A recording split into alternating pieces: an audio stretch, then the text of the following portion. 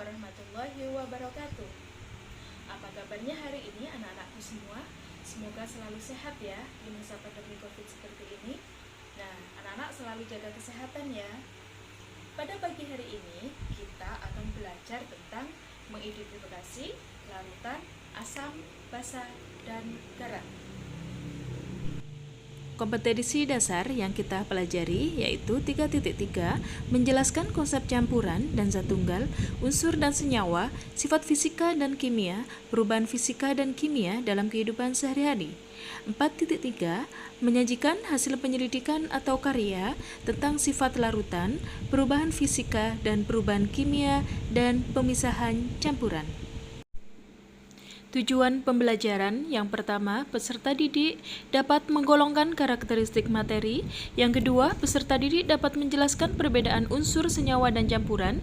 Ketiga, peserta didik dapat mengidentifikasi larutan asam, basa, dan garam. Mari kita pelajari tentang materi. Materi adalah sesuatu yang menempati ruang dan mempunyai massa. Anak-anakku, marilah kita simak perbedaan sifat zat padat, zat cair, dan zat gas.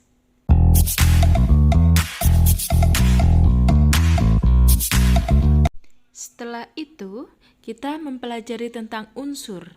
Unsur adalah zatnya tidak dapat diuraikan menjadi zat lain yang lebih sederhana. Contoh dari unsur yaitu karbon, oksigen, hidrogen, aluminium, emas, dan lain-lain. Perbedaan senyawa dan campuran. Kalau senyawa terdiri dari 2 unsur atau lebih.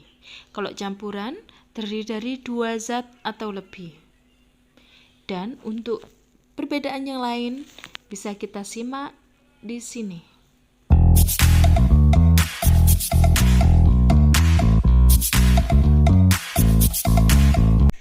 Anak-anakku, tahukah kalian apa itu campuran? Dan perbedaannya apa antara campuran homogen dan campuran heterogen? Campuran homogen yaitu campuran serba sama yang materi-materi penyusunnya berinteraksi namun tidak membentuk zat baru. Contohnya campuran yang terlarut dalam cairan, yaitu larutan gula. Kalau untuk campuran heterogen, campuran serbaneka di mana materi-materi penyusunnya tidak berinteraksi, sehingga kita dapat mengamati dengan jelas dari materi penyusun campuran tersebut. Contohnya, air dan pasir.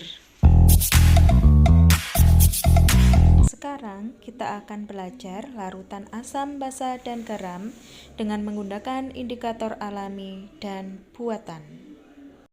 Untuk yang pertama kita melakukan percobaan yaitu mengidentifikasi larutan asam, basa, dan garam dengan menggunakan indikator alami.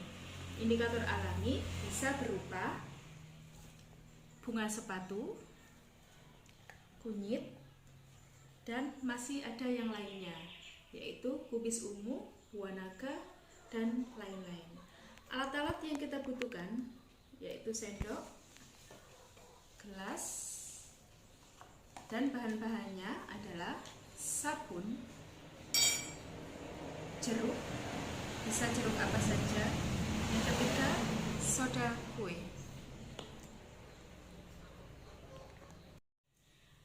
Pertama, bunga sepatu kita haluskan sampai halus, ditambahi dengan air.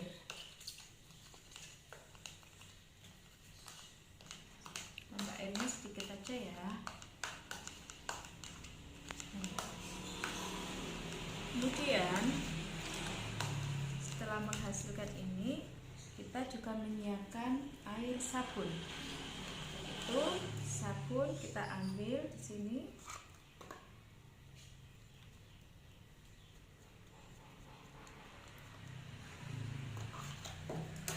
Kita tambahi air. Dikit aja. Setelah itu kita buat larutan jeruk.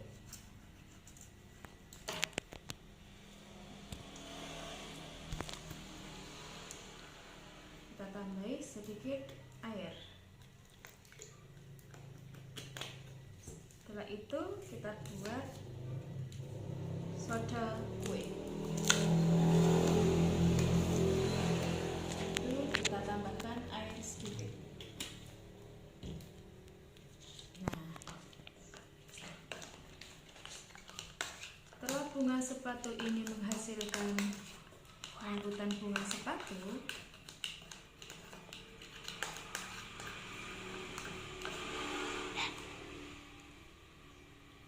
maka kita campurkan ke masing-masing. Air sabun, air jeruk, air soda. Coba kita amati warnanya. Ini adalah air sabun. Warnanya bagaimana? Bisa dilihat sendiri. Yang kedua, air jeruk. Bisa diamati warnanya. Yang ketiga, air soda kue. Amati warnanya. Silakan dicoba di rumah ya, dan kalian amati perubahan warnanya, kemudian bisa kalian tulis di LKPD.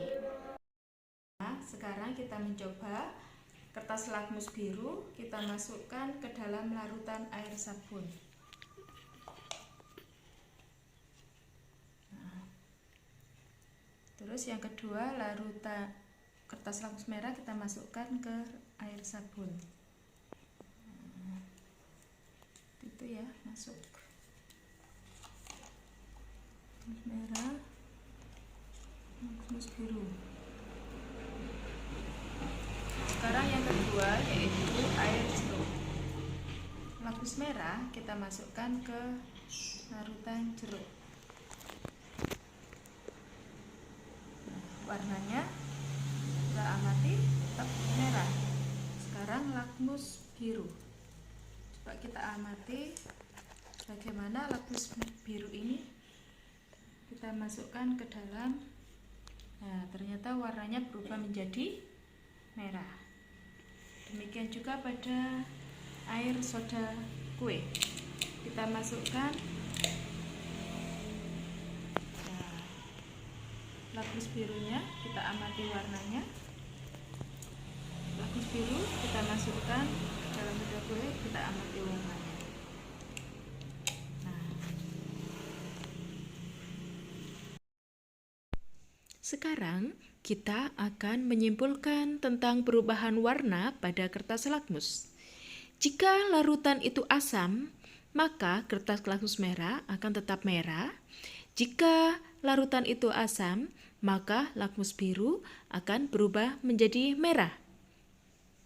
Dan untuk larutan basah, berarti lakmus merah berubah menjadi biru, dan lakmus biru tetap menjadi biru.